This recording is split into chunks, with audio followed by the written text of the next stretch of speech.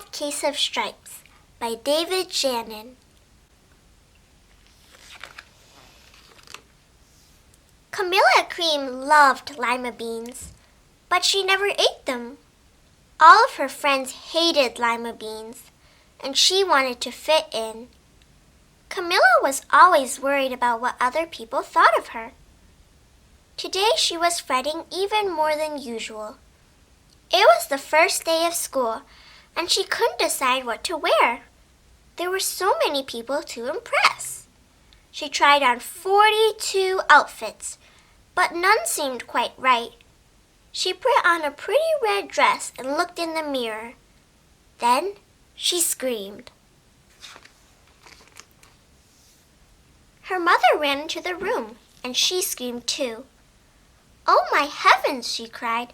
"You're completely covered with stripes." This was certainly true. Camilla was striped from head to toe. She looked like a rainbow. Mrs. Cream felt Camilla's forehead. "Do you feel all right?" she asked. "I feel fine," Camilla answered. "But just look at me." "You get back in bed this instant," her mother ordered. "You are not going to school today." Camilla was relieved. She didn't want to miss the first day of school, but she was afraid of what the other kids would say, and she had no idea what to wear with those crazy stripes. That afternoon, Dr. Bumble came to examine Camilla. "Most extraordinary!" he exclaimed. "I've never seen anything like it. Are you having any coughing, sneezing, runny nose, aches, pains, chills, hot flashes, dizziness, drowsiness, shortness of breath, or uncontrollable twitching?" "No," Camilla told him. "I feel fine." "Well then," Dr. Bumble said, turning to Mrs. Cream, "I don't see any reason why she shouldn't go to school tomorrow. Here's some ointment that should clear up those stripes in a few days. If it doesn't, you know where to reach me." And off he went. The next day was a disaster. Everyone at school laughed at Camilla. They called her Camilla Cream and Night of the Living Lollipop. She tried her best to act as if everything were normal, but when the class said the Pledge of Allegiance, her stripe turned red, white, and blue, and she broke out in stars. The other kids thought this was great. One yelled out, "Let's see some purple polka dots." Sure enough, Camilla turned all purple polka dotty. Someone else shouted, "Checkerboard!" and a pattern of squares covered her skin. Soon everyone was calling out different shapes and colors, and poor Camilla was changing faster than you can change channels on a TV. That night, Mr. Harms, the school principal, called. "I'm sorry, Mrs. Cream," he said. "I'm going to have to ask you to keep Camilla home from school. She's just too much of a distraction. And I've been getting calls from the other parents. They're afraid those stripes might be contagious." Camilla was so embarrassed. She couldn't believe that 2 days ago everyone liked her. Now, nobody wanted to be in the same room as her. Her father tried to make her feel better. "Is there anything I can get you, sweetheart?" he asked. "No, thank you," sighed Camilla. What she really wanted was a nice plate of lima beans, but she had been laughed at enough for one day. Well, yes, I see," Dr. Bumble mumbled when Mr. Cream phoned the next day. "I think I'd better bring in the specialist. We'll be right over." About an hour later, Dr. Bumble arrived with 4 people in long white coats. He introduced them to the Creams.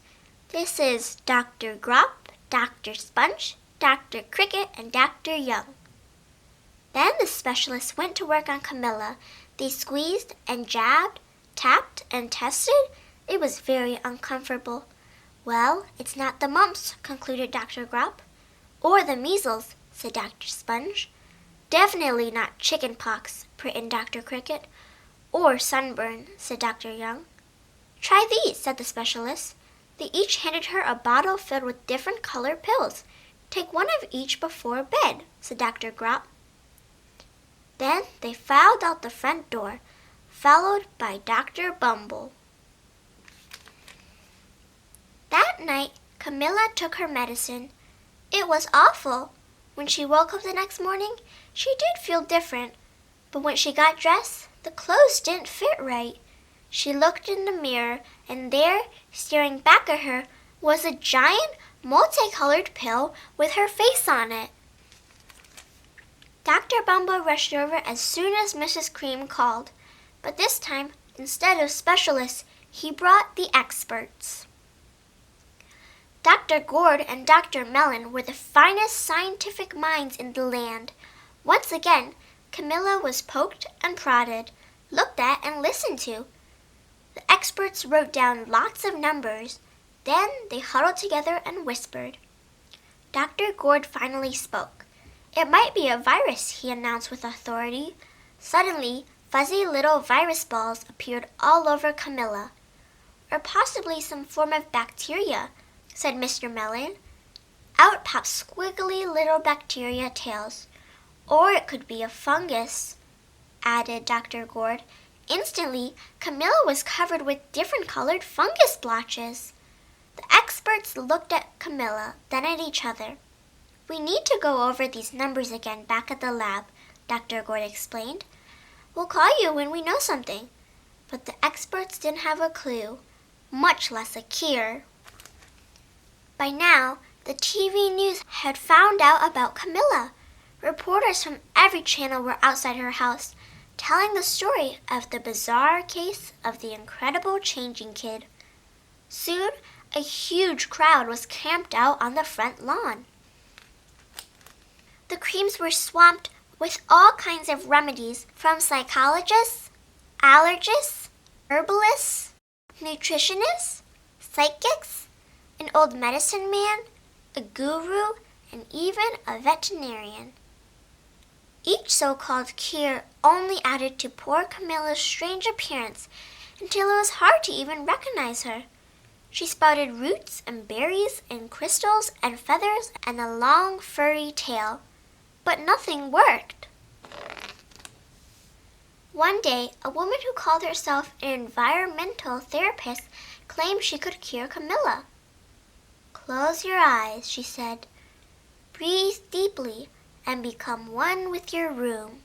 I wish you hadn't said that, Camilla groaned. Slowly, she started to melt into the walls of her room. Her bed became her mouth. Her nose was a dresser, and 2 paintings were her eyes. The therapist screamed and ran from the house. What are we going to do? Cried Mrs. Cream. It just keeps getting worse and worse. She began to sob. At that moment, Mr. Cream heard a quiet little knock at the front door.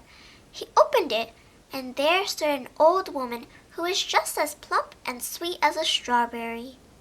Excuse me, she said brightly, but I think I can help. She went into Camilla's room and looked around. My goodness, she said with a shake of her head. What we have here is a bad case of stripes, one of the worst I've ever seen. She pulled a container of small green beans from her bag. Here, she said, these might do the trick. Are those magic beans? Asked Mrs. Cream. Oh my, no, replied the kind old woman.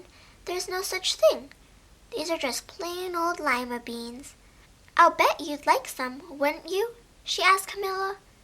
Camilla wanted a big, heaping plate full of lima beans more than just about anything, but she was still afraid to admit it. Yuck, she said. No one likes lima beans, especially me. Oh dear, the old woman said sadly. I guess I was wrong about you. She put the beans back in her bag and started toward the door. Camilla watched the old woman walk away. Those beans would taste so good, and being laughed at for eating them was nothing compared to what she's been going through. She finally couldn't stand it. Wait, she cried. The truth is, I really love lima beans. I thought so, the old woman said with a smile. She took a handful of beans and popped them into Camilla's mouth. Said Camilla. Suddenly, the branches feathers and squiggly tails began to disappear. Then the whole room swirled around. When it stopped, there stood Camilla, and everything was back to normal. "I'm cured!" she shouted. "Yes," said the old woman. "I knew the real you was in there somewhere." She patted Camilla on the head. Then she went outside and vanished into the crowd. Afterward, Camilla wasn't quite the same. Some of the kids at school said she was weird, but she didn't care a bit. She ate all the lima beans she wanted, and she never had even a touch of stripes again.